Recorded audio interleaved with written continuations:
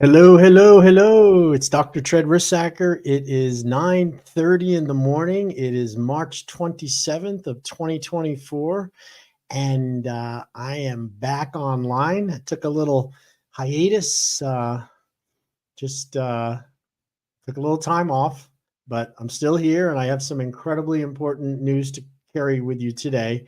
I've been doing a lot of health journeys on my own, and I recently have embraced some fasting. Yeah, some fasting. I've been reading a lot about intermittent fasting and time restricted eating and the benefits of fasting, and it was absolutely mind blowing the results that I got from my fasting. So I'm not really here to talk about fasting today. And what I am here to talk about is your brain activity. Now, you know that the most important organ, every part of our body is important, whether it's the lungs, the head, the brain, the heart, your muscles. You're only as strong as your weakest link, as they say. And yet it's amazing how much time we spend on our teeth, maintaining our beautiful smile, because people see that. And we also work pretty hard on our posture because we don't want to be slumping. And of course, maintaining a nice look, a nice, slim, trim, healthy look would be, getting rid of that outside body fat. Now, and these are super important. However, nothing comes as important as your brain health. I remember my mom, who was, a fantastic mom, passed away a few years ago. And one thing she always told me, and I remember this very well, is she said, you need to take care of your brain. She says, eventually your muscles will get weak and your looks will go away. And the only thing that you're really going to have to rely on is your brain activity. How healthy is your brain? So quit doing things which would harm your brain. And, when you're in your late teens and, just getting out of high school and stuff, it was hard to relate to that. But I sure understand it today, because as I'm now getting into my golden years, I am now 63 years old. And truthfully, I'm healthier than I've ever been, because I just decided it was time to do something. I don't want to be sick, and I don't mind dying. I just don't want to be sick before I die. Who wants to have that? And it's a term we called lifespan, is how long you're going to be on the planet. Most people understand the term lifespan, but then there's another term called health span. And that would be how healthy you are until you reach your lifespan. And you want lifespan and health span to be perfectly equal. You want them to be together. In other words, you want your health to run out when your life runs out. Now, try the opposite. Have a really long lifespan, which medicine and knee replacements and all the different types of emergency care we have available, it will extend your lifespan. But what is about your health span? Do you want to? I'd rather be 75, 80 years old and have my health span equal my lifespan and then die, versus losing my health in my 50s or 60s and then living another 20 years being sick and miserable. That to me is why I have the Slim Body Laser Spa. It's why I've dedicated so much of my time and effort into educating people about wellness and about choices you make. I don't mean to be critical of medicine and all the drugs, but in my opinion, medicine should only be used as an emergency when you messed up, when you've made mistakes, when you're in trouble and you need crisis care. They're wonderful at crisis care. Don't come to a chiropractor if you're in an auto accident and you're bleeding. We're not going to be able to help you. Medicine is super at first aid and this type of care, but it's terrible at managing chronic diseases. I mean, the symptoms, the system is against getting cures. The medical pharmaceutical industry and the medical industry and the hospital industry is not really that they're not really focusing on prevention and things you can do to not need medicine. They believe in medicine. So every suggestion you get, every time you go to the doctor, it's going to be their model of healthcare. And to me, let's realize that you can make choices today to make better choices, to live longer, to live fuller, and to have more enjoyment from life. And you know what? It really begins and ends in your brain. So that's why I'm here today. I'm going to bring out this. This is a PowerPoint that I had gotten from a group that I had done some work for. And I had done this presentation several times at some assisted living centers. And it just made sense to do it here. Okay, so I hope you enjoy this. So this is a presentation called The Keys to Embrace Aging. And this is about brain activity. And this is all of the things that you need to know about maintaining and sustaining a healthy brain. All right. I know it doesn't get much attention because it's buried in the skull. And when we think of brains, I think of crazy scientists, pulling brains out of petri dishes and out of jars of formaldehyde. But that's really not what we're talking about here. Your brain is the center of everything. All of your bodily systems, your heart, your lungs, your kidneys, your digestion, your muscles, your balance, your coordination, your hearing, your ability to see things. It's all controlled and regulated and endorsed by brain function. Brain function equals lifespan and health span.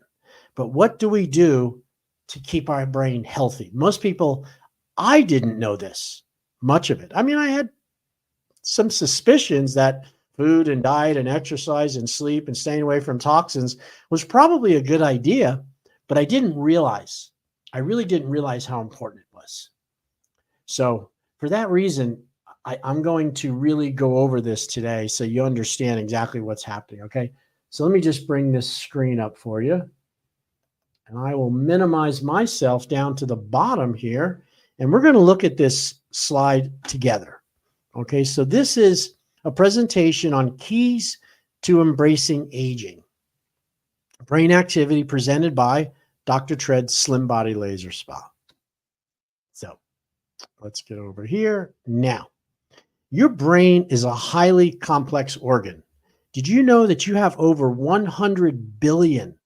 That's billion neurons. There's more connections within your neurons where those nerves connect than there are stars in our universe. Think of that. Your brain only weighs 3 pounds, but it uses 25% of your body's energy. 25% is used by only 3 pounds of you. Okay. And 60% of your brain is actually fat. It's not protein. It's not muscle. It's not bone. It's 60% fat. That should be surprising. And for that reason, fat is an excellent source of brain energy. So that's one reason why I point this out. The other thing is it uses 25% of your energy, and there's more connections and more information in there than stars in the universe. And that just blows my mind. Okay, so that's the first part about it. Now, the aging brain and the aging mind and how to fight back. So your brain is constantly changing. It doesn't just stay in one situation. What happens is when these neurons that you see in this example over here, when you see these neurons, I don't know if you can see it over there. These neurons are dendrites, which come out from these neurons. And these neurons grow together as we are challenged with new information. So when you are given a body of water, let's say you see water, and then you see somebody drown in the water, and you realize that could be you, your body is building brain connections to tell you, be careful when you get in the water. And these are grown. And what happens is the connections that you use a lot get strengthened. And the connections that you don't use a lot, the thoughts you don't think a lot about, get pruned. They actually get removed because the brain can't have all of this data going on. It's a storage, but what you need to function on is today. And the truth is this process of connections getting pruned and used connections getting strengthened is the basis of habits, the basis of addiction, the basis of how we learn things. And this process continues throughout your whole life. Now, how can we harness these processes to promote better mental function in aging? So, this is why one of the hallmarks you're going to find out in this little presentation I'm going to show you is that you have to challenge the brain every day. Simply doing the same habits, sitting in the same spot, using the same hand to eat, the same way that you look at the mirror can create brain degeneration because you're not mixing it up. You need to mix things up. Brain responds to challenges. And I think that'll be very clear as we go through this process. Okay, so we understand about the connections. They get pruned if they're unused. Used connections get strengthened. Pretty simple. Now, to establish a healthy lifestyle behaviors throughout your life influences optimal aging. So, first one, positive attitude, eating smart, physical activity, also brain activity, encouraging your brain activity, social activity, being social with other people and mixing socially is very important. Tuning into the times, knowing what's happening around you and all the new incredible things that were so interesting when you were younger. As you get older, you really don't care. But let me tell you, your brain suffers. You want to practice being safe with optimal aging, making sure that you have a handrail if you're unsteady, if you're in a situation, you got to be careful about when you walk. I used to, as a chiropractor, I would tell a person, don't look down when you walk. Look ahead first to make sure there's nothing in the way. Walk forward with your head up and then look ahead and look down to see there's nothing there and then look up again. To keep looking down the whole time as you're walking, that creates brain damage and physical damage. You also want to know your health numbers, and that would be your body fat percentages, your resting caloric intake, your blood pressure, your cholesterol levels, your blood sugar, because all of these factors come into creating brain disease through metabolic syndrome. So the same problem, which is affecting your blood sugar, that's affecting your body's ability to process glucose, is also affecting your brain's ability to get energy from the body, and thus cognitive problems happen. How to prevent dementia. Know your numbers, man. Stress management is huge. Stress is a fight or flight response. We're either running from something or hiding from something, and we're not thinking about long-term math equations. You're not thinking about where you're going to be in 10 years. You're not going to think about who you love and who you don't. When you're under stress, it's about protecting your body from death. You become very over concerned about your health. And then the other part is you feel like you're running out of time. That's how humans respond to stress. They get concerned about their body. They're worried about health problems, and they never think they have enough time. And that's comes back to primordial fight, and flight stress response, where the animal is worried about being killed and wondering how long it's going to take to get out of that situation. Humans show up as stress. Also, managing your financial affairs. We live in a world that requires money. We haven't gotten around that. If you're broke and you don't have money, you're going to have a lot of stress. And you need to manage your financial affairs as you get older so you have that money. You're not stressing out over every time the gas goes up a few cents. And sleep. Sleep is critically important. Sleep, of all of the things here, not one of them is more important than others, but sleep is really important. And when you have stress, when you're not comfortable, when you have a lot of going on in your mind, you have a bad attitude, your social is suffering, you're not in with the times, sleep suffers. And when you suffer sleep, your brain suffers. You need to take time for you. All right. So there's a new thing called neurobics. A neurobic is an aerobic exercise for the brain, just like you would do aerobic exercises for your muscles, for your joints. There's also exercises you can do for your brain, and they're fascinating and challenging because you can use all of the senses to exercise your brain, which helps your brain get stronger by growing new connections. That is the healing of brain, is growing new connections. Neurobics, or aerobic exercises for the brain, they force you out of habitual routines that do not demand as much brain power. For example, you don't think about the way in which you brush your teeth every day or every night. You just do it. But if you were to brush your teeth with your non-dominant hand, you will have to work harder to properly brush. And thus, your brain connections will be improved. The same concept can be applied to getting dressed, eating, or doing other familiar activities, including driving a new route home from the store or cleaning the kitchen last if you usually clean it first. Mix things up. Sit on the other side of the TV once in a while. You got to mix things up. You get into habits which are easy, and the brain starts to degenerate because it needs to be challenged. So what is better for your brain? Socialization, mental stimulation, physical activity, nutrition, and sleep. And this has to do with socialization. So here's some suggestions. Keep in touch with your friends and family, friends and friends. Stay engaged or involved with your community. Know your neighbors. And literally plug into the world, watch some YouTube videos, learn some new things, and socialize. Get out, say hi to your neighbors, volunteer at one of the churches or somewhere where you can help people.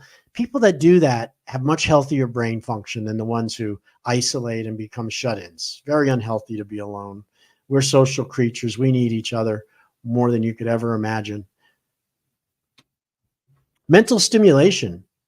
Mental exercises can stimulate and enhance your brain cell connections. Mental exercise can delay the onset of Alzheimer's disease and/or reduce the effects. Mental exercise increases the blood flow to the brain. So how do you exercise your brain? Here's the first way: good old physical activity. Yep. Physical activity, it increases the blood flow. It helps memory and thinking. Physical activity reduces stress. It enhances decision making, and it helps delay Alzheimer's disease just by being active. Your brain is an organ. It needs blood supply. It needs nutrition, and it needs to do its job and then be cleansed through blood flow and nutrition. Yet, just like if you didn't exercise your muscles, they would get weak. If you don't exercise your body, that's how you get blood to the brain, is by exercise. So the number one source of dementia and cognitive decline in most people over 50 is they're just not exercising anymore. They're not doing anything to raise their blood. They get lazy. And this causes the brain to atrophy and suffer. So the first thing, physical activity. Absolutely, 100%. This is how exercise protects the brain. When you move your muscles, you produce a hormone called an insulin-like growth factor. The insulin-like growth factor goes to your brain, and it helps to repair and it helps to rebuild the nutrition and the substances necessary to protect the brain. And one of them is called brain-derived neurotrophic factor, BDNF. BDNF is produced by the body when you exercise or when you go into fasting, when you're not actually eating. Your body produces these brain-derived neurotrophic factors, which repair and can heal the damaged tissue in your brain by simply exercising.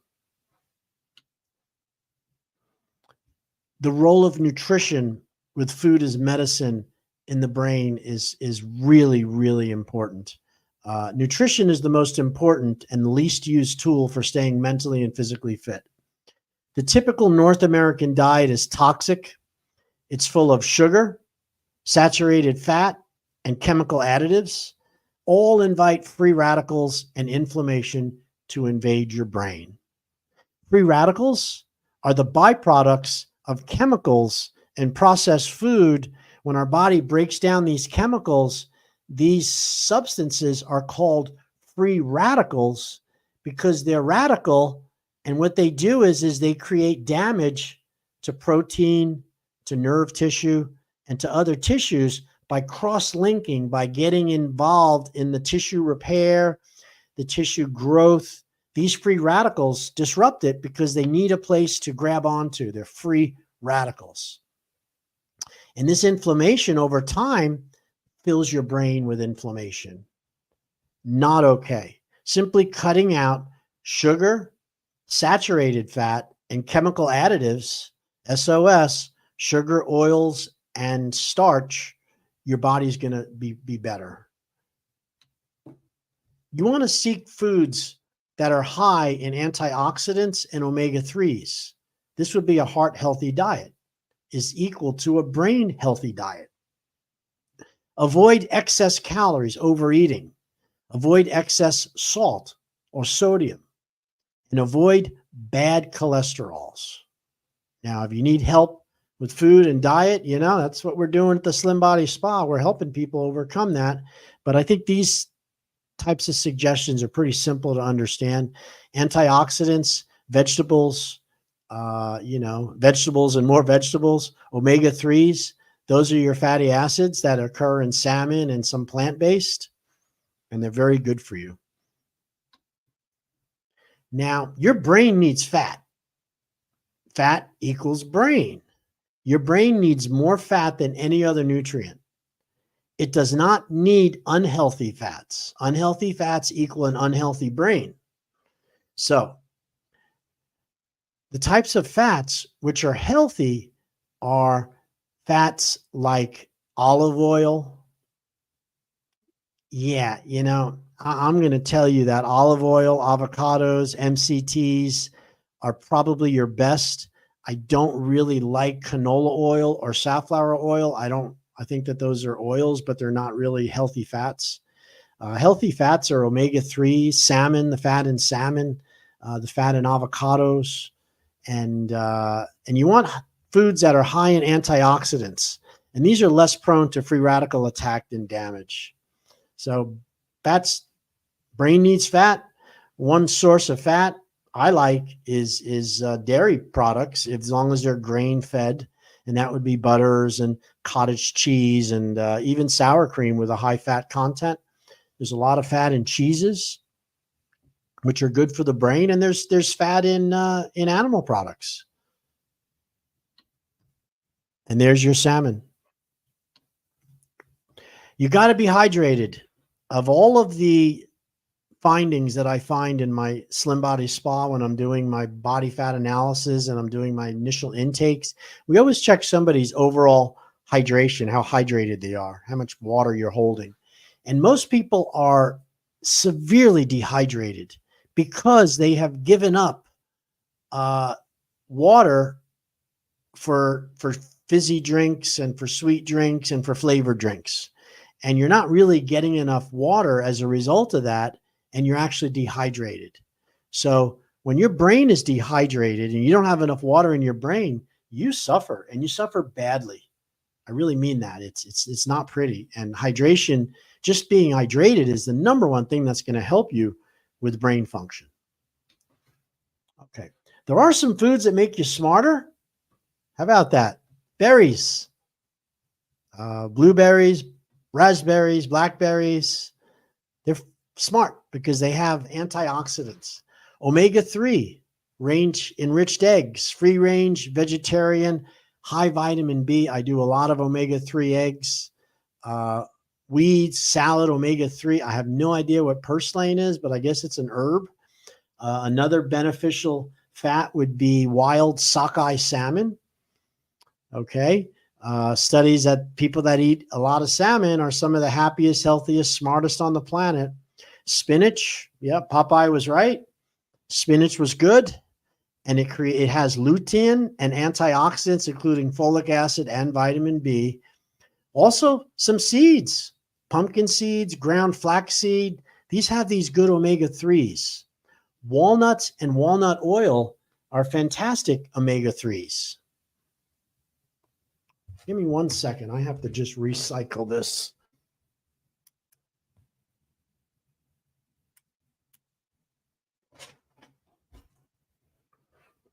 All right. And we are back. Yeah, there's every 30 minutes, my camera has to be recycled. So I needed to do that. All right. Some more things to help with brain function are herbal remedies. And that would be turmeric, calorie restriction decrease of 25%. I'm going to go back to that. You want to use both vitamin C and vitamin E. And if you have enough vitamin C and E, you can decrease the prevalence of Alzheimer's by 78%. Vitamin C and vitamin E are heavy, strong antioxidants, and they help stop the cross-linking and the cellular damage in your brain. So you want vitamin C and vitamin E. Also, CoQ10, which is something which helps with nitric oxide and helps with blood circulation. And CoQ10 is a wonderful supplement that helps improve oxygen. And exercise training increases the size of your hippocampus, which is a part of your brain which controls memory. And you should be getting vitamin D. If you don't know about vitamin D, since COVID, you've been living in or under a rock somewhere, because vitamin D is super, super beneficial, and it activates over 900 genes that help with health. Now, the caloric restriction, a decrease of 25% of the amount of food you eat, has been proven to extend lifespan, to help with health, to decrease inflammation, to improve memory, to improve sleep, and to also help with blood sugar and to reduce the chances of having metabolic syndrome by decreasing your calories 25%. Now, that's not asking a lot, but it is, we are literally digging our graves with our forks and knives, people. If that isn't news to you, if that's something that you don't believe or think that that's what's happening, just go out to any event where they're walking in the park, or just go to a big grocery store in the morning and look at the people walk in. They have to hold on to carts to get through the day, and they're filling up the cart with more food and more stuff. And we're just overeating, and we're eating too much and too often. Cut down your calories by 25%, and your brain will thank you for that. So these are some of your important numbers. All right, now, this would be a whole 2 hours to go over each one of them, but I'm going to try to skim through this very quickly, and so you understand what they are. The first number you need to know is your BMI, and that's your body mass index. That is how much fat you have compared to lean muscle. We want to be between 20 to 25% of our body can be fat. The other 75 to 80% should be lean muscle. Now, obviously, it's not all muscle because there's water and bones. However, we don't want to have too much body fat. If your body fat starts creeping up above 25 and 30%, this is a high BMI, and this is inflammatory, and this will cause you to be sick and have brain problems. You want to know your caloric intake per day. That's why if you don't know how many calories you normally eat, how can you back off 25% if you don't know that number? I have found that people that count their calories get better results than those who do not, because you can't get rid of food you ate. It's going to be stored. It's going to be turned into fat, and that's just the way it goes. So you don't want that to happen. You want to know how many calories you're eating every time.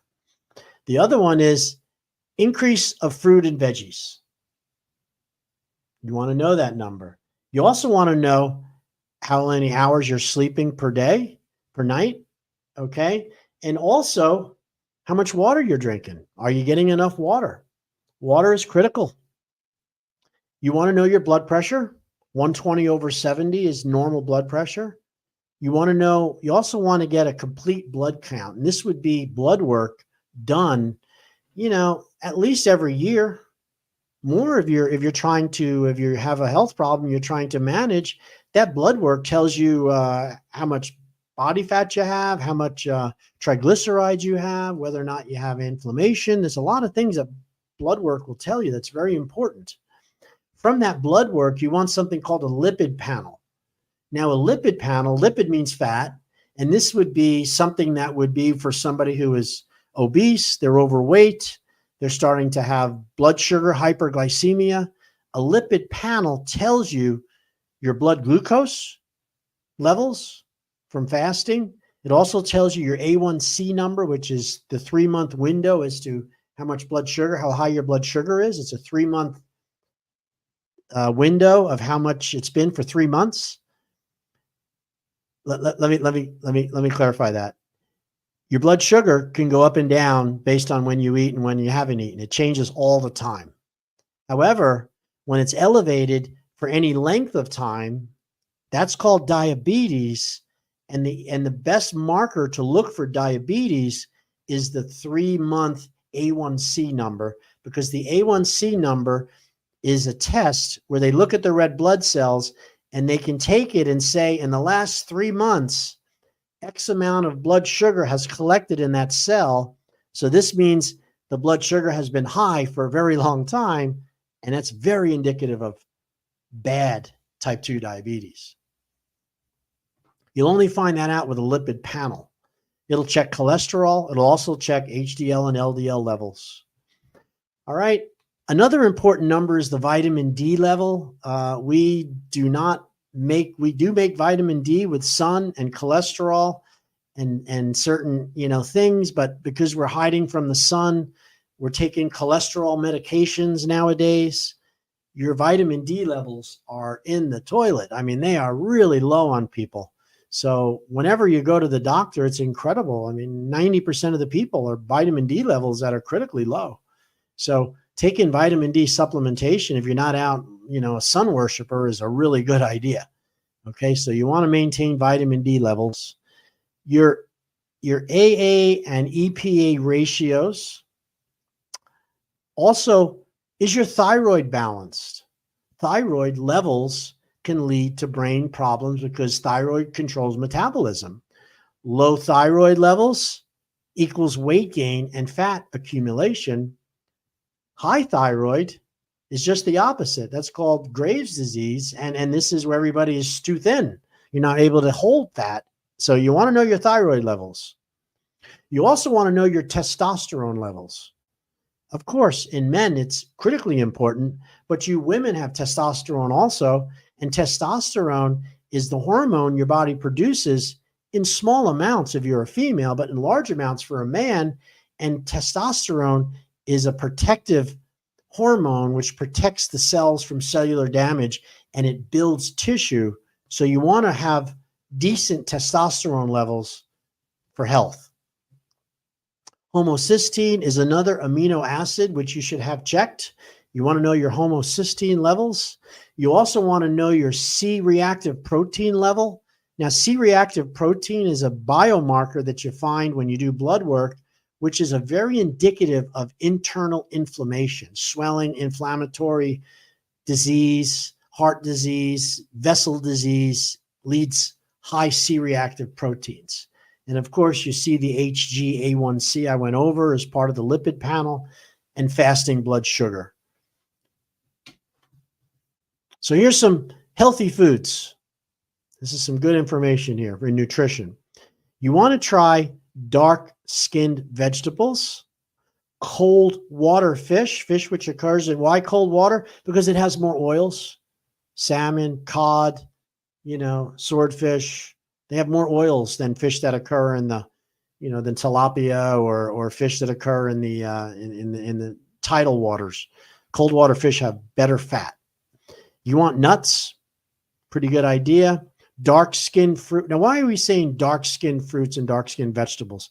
Because those colors, those purples and those blues and those yellows and those reds, those are phytonutrients that are not, you don't really get them if you have processed food. So you want food that's fresh, but has these colors in it. That's going to help your brain function better and longer. You want to drink lots of water, eat whole grain. Now, that's not the same. When you see whole grain, the bread you see that says whole grain bread, that's not the same thing. That bread's been processed from whole grains, but because it's been processed, there's very little whole grain left in it. So whole grain is raw. And don't be confused on that. You know, a whole grain muffin that's been baked and cooked and loaded in sugar is useless. It's poison. You want lots of olive oil, and we know that's to be good.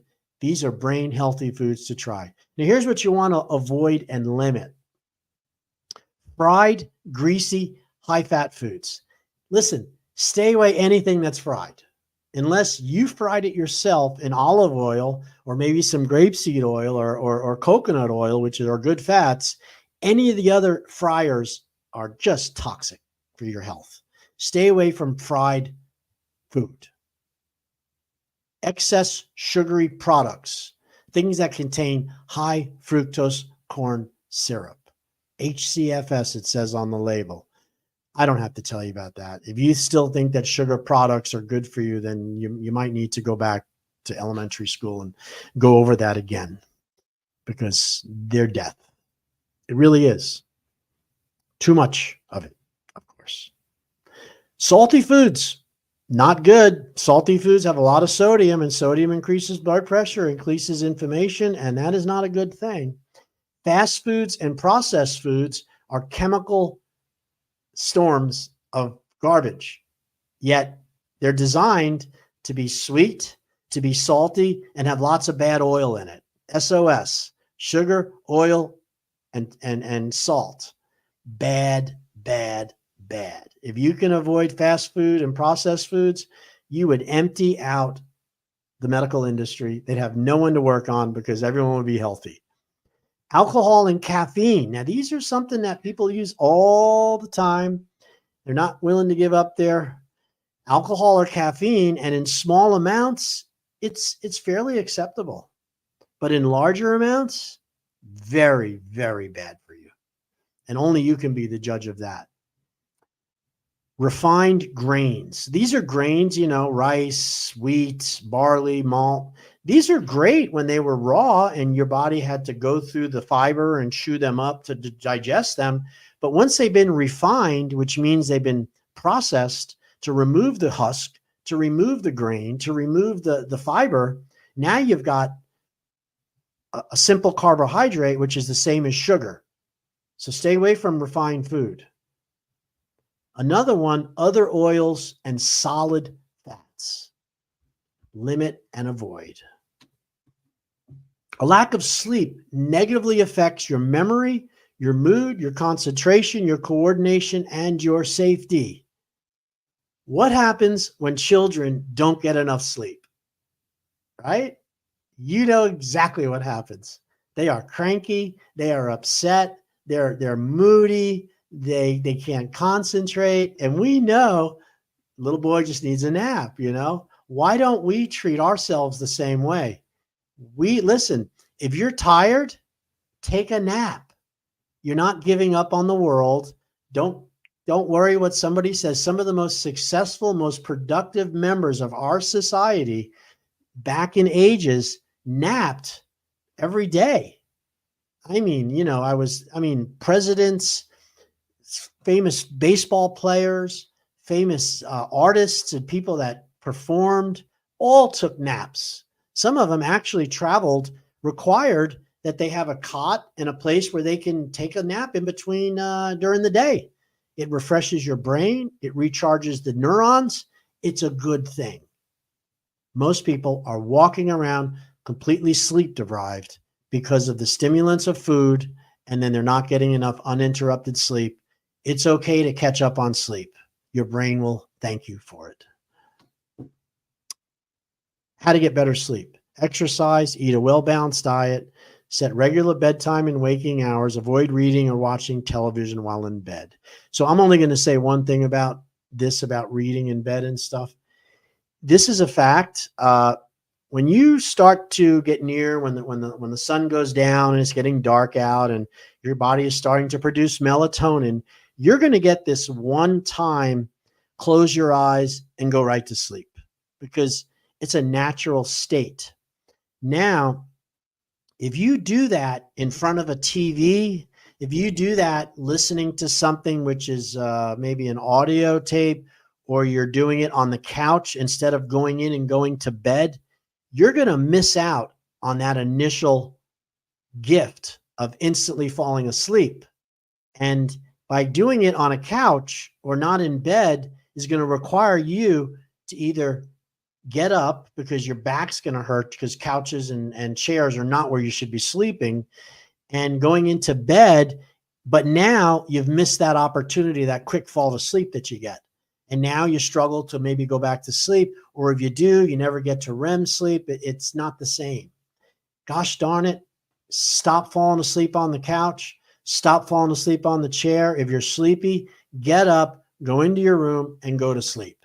If you wake up at 3, 4 in the morning because you went to bed too early, that's fine. Pick up a book and read. It'll be quiet and you'll get more done. All right. Oh, and here's my favorite. Don't worry about this. This is common. Everybody has obesity. Nobody's really doing anything about it. The medical profession is setting up a system that's going to bankrupt the whole America with this Ozempic, because they're going to start making sure that everybody that's obese is going to be put on this semaglutide, and they're going to make sure that that taxes pay for it. Remember, we're 80% obese, 80% overweight. 40 to 50% of America is morbidly obese. That's a health risk. It's going to bankrupt the country. And the latest, greatest is Ozempic, which I am 100% against if you haven't tried other things first. And that means more than promises, more than a Fitbit watch, more than joining a gym and not going. Okay, come on. You're on Ozempic because you're not taking good care of yourself, or you wouldn't be overweight and fat like that. And over time, you have to take that stuff forever. It doesn't cure the problem. In fact, it creates recidivism. Once you get off of it, you'll have to take it the rest of your life. And they're proving that. And the average cost right now is about $15,000 per year. So can you afford that? Obesity shrinks your brain. It's associated with reduced brain volume. It slows cognitive function. Brains of overweight, obese individuals appear 8 to 16 years older, respectively. It also controls type 2 diabetes. If you are obese, get into the Slim Body Spa as quick as you can. I got lots of different tools. We get results. I'll leave it at that. So what steps can you do today to start making better brain health? Physical exercise, moderate intensity walking, at least 150 minutes per week. So if you walk 7 days a week and you do 20 minutes, you're good. Okay? You want to lift weights. You need to strengthen muscle. Muscle is absorbs the toxins. Muscles protect your skeletal system. If you fall, muscles allow you to get out of bed. They allow you to sit up. They allow you to digest. Muscles are everything. And you need to concentrate on strengthening muscles when you're older. And once you're over 50, you have to lift weights. You can't get the muscle strength back just by walking the bridge or riding on a bicycle. I mean, for the most part. You need a healthy diet. Brightly colored fruits and vegetables, at least 5 servings a day. Your healthy diet should contain fish, ocean, swimming fish every week, and also a Mediterranean diet or a DASH diet or a keto diet, which was not in this study, but keto is proteins and healthy fats, low carbohydrate. You want mental exercise, creative, productive activities, puzzles, games, arts, crafts, start a new hobby, do crossword puzzles, sit in the opposite side of the room, get out of the chair that you've been in and sit in the other chair, mix things up. Your brain will love it for this. There's also computerized brain games you can do. Now, what about the risk factors? Now, I've been talking about brain health and I've been going over this, and now you're starting to realize that it's important. But listen, if you have any of these problems, this is really important to you because you're at a huge risk of developing dementia, Alzheimer's, and the fact that someone's going to have to take care of you the rest of your life if you don't do something to help yourself. Here's one of them, diabetes. Type 2 diabetes. If you're diagnosed with type 2 diabetes or you're hyperglycemic and you're moving in that direction, you're a huge risk for brain problems. Hypertension. That would be a blood pressure that is elevated over a series of months or weeks, not just one time. If you have hypertension, you got blood supply issues, and you need to look at this because this is eventually going to hurt your brain. Obesity. Just talked about it. Big fat people have small brains and it just gets worse for them. Sleep apnea. If you're having problems with sleep and your body just stops breathing and then you take that big breath and and your wife's telling you that and you're always tired, you might want to think about a sleep study, get on a CPAP machine. Sleep apnea is a huge risk factor for dementia and brain problems. Have you ever had a head trauma? Have you ever hit your head? Have you ever been in an auto accident where maybe you went forward but didn't hit your head, but all the brain material went back and forth? That's what happened to me. You are at more of a risk of developing dementia and cognitive problems because you hit your head. And this could be even something when you were a kid. This is what leads to these problems. Your genetic disposition has to do with finding out familial family members that have had brain problems before you. Mom, dad, brothers, uncles, aunts, cousins, got a history of dementia, history of Alzheimer's. That's important because you need to do what I just went over even more so than someone who isn't. And then stress. Stress is the juggernaut. Stress is, I would tell you honestly, that stress is probably the biggest number one factor as to why we have sickness, why we have high blood sugar, why we're collecting too much body fat, why we don't exercise, why we worry, why we have digestive troubles, why, it just goes on and on and on. And stress, yes, stress can come by worrying and watching things that you cannot do anything about, right?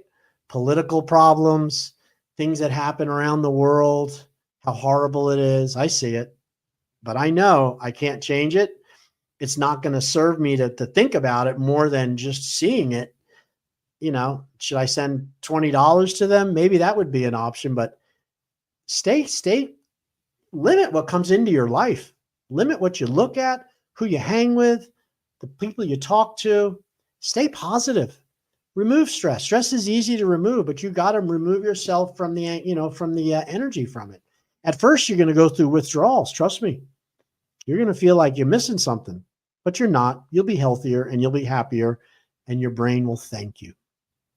So on the other side, eat a brain healthy diet, do physical fitness, cognitive stimulation, and meditation.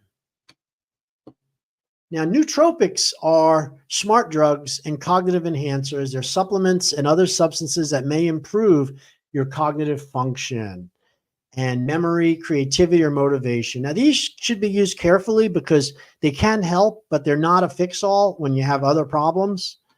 And some of them are listed here, and the way I can't go over all of these, but if you want to go back to this podcast and you want to go back, because this will be available on my website, drtredtv.com, or on my Facebook page, because these are all going live right now, and you can take a screenshot of this. I would highly suggest you do that.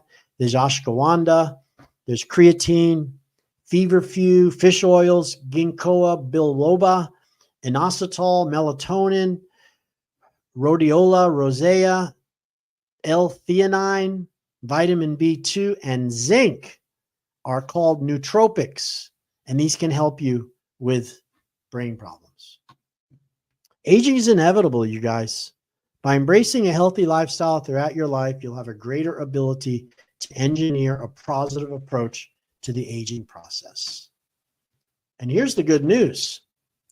Your capacity to develop new synapses is incredible. You still have the capacity to develop neurons as long as you have thought processes, memory, reasoning, learning are retained, but it may be a little slower. However, your brain will heal, it will adapt, just like if you weren't using your leg and it got all weak and out of shape and you started putting more time into it and more energy into strengthening it and being aware of it, it's going to improve. Your brain is exactly the same way. You don't lose your memory.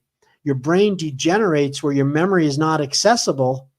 Improve your brain, improve your nutrition, improve your exercise, get the right nutrients, reduce the stress. Your brain memory is going to improve. It's that simple. Stay away from sugars. The brain we develop reflects the life we lead. And that's a quote by His Holiness, the Dalai Lama. So, let's just get back to me. There we go. So I implore you, I plead with you to take better care of your health and your brain. I had a year and a half ago, I was in an auto accident. This person turned on US 1 from the left lane right into traffic, and I was in the leader of the pack that was moving from that one light. So I was the first car that she hit, and I hit her. And what it did was it was a 50-mile-an-hour shot, and it caused of course, the engine compartment pushed into my passenger compartment, and I put my foot out, but my airbags protected me from dying. And all the airbags went off, ceiling. I had a 2020 Ford F-150, beautiful truck. And the truck, that impact stopped, and then it pushed off to the side and it flipped over in the air, did a complete somersault and landed on the tires. I hopped out of that. Airbags went off. I was able to cut one of the airbags away on the passenger side. I happened to have a razor knife in my truck from hunting. It's weird, but it's amazing how things are provided when you need them. And I climbed out that door, and I didn't really get hurt that much. I hurt my foot, and I was shook up, but I didn't. I just couldn't believe it. And what happened was I started to develop some cognitive problems. I knew right away that impact, because I didn't hit my head, but my body was traveling at 50 miles an hour, and it stopped suddenly, and the soft brain material still goes forward. And what it does is it can cause a very small tear in the brainstem where the gray matter, which is what you would think of in somebody's brain, is that jelly looking stuff. In the brainstem is more like the horse hairs, or like a broom, like a corn broom. Those fibers are very thick. And when that soft mass gets pushed on top of it, it tears some of those fibers. And those are connections to your thoughts, to your vision, to your hearing. For me, it was cognitive. It was numbers. It was some short-term memory things. And I went right away, right at the accident, because I didn't break anything. And I went to the chiropractor, of course. But one of my friends is a neurologist. His name is Dr. True. And he's a board-certified neurologist, chiropractic neurologist, and he specializes in brain therapy. So he used his laser to help me heal from it. And I was super, super grateful. So I went to Dr. True. He helped me out enormously. And now I'm really, really working hard on keeping my body healthy and helping with my brain to be healthier. And when you see my face, and my whole face has changed since I lost that weight. And I can't say enough for it. So listen, if you need any help, call my spa, 772-223-5885. You can go online, Dr. Tread Slim Body Laser Spa, hit the contact page. I can help you with the fasting. I can help you with, helping with brain healing. We do lasers for brain, treatment. We also use the lasers to get rid of the body fat, which eventually improves brain function all the way around. Okay. So if you like what you heard, give me 2 thumbs up, hit the subscribe button. I so appreciate you. Namaste. God bless.